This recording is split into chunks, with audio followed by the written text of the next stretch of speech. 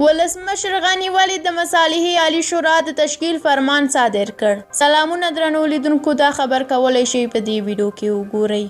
ولسمشر محمد اشرف غني په یو فرمان کې د ډاکټر عبدالله په مشرۍ د ملي روغې جوړې شورا د تاسیس فرمان صادر کړ. د دې فرمان پر اساس د ملي مصالحې د عالی شورا د مشرتابه پلاوي غړي په 4 برخو ویشل شوي چې 19 غیر دولتي، 9 دولتي، 8 ښځینه او 10 د مشرتابه پلاوي غړي دي.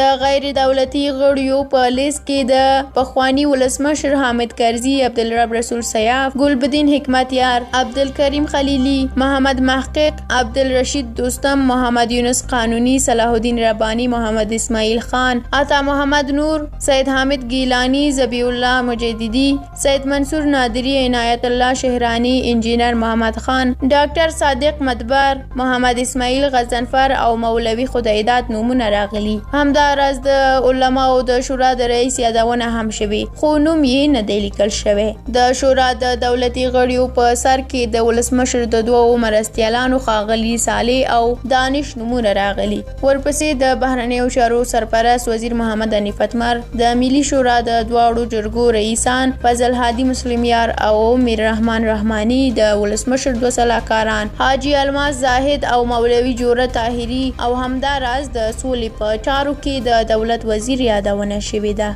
ډیره مننه لیدونکو چې ویډیو تر پایه ولیدله. که مو دا ویډیو خوښه شوي وي نو لایک کړئ. د همداسې نورو ویډیوګانو د لیدو لپاره زموږ یوټیوب چینل درسره سبسکرایب کړئ. تر بیا او بلې ویډیو په لوی او بخښونکي خدای مو سپارم. الله مو مل شه.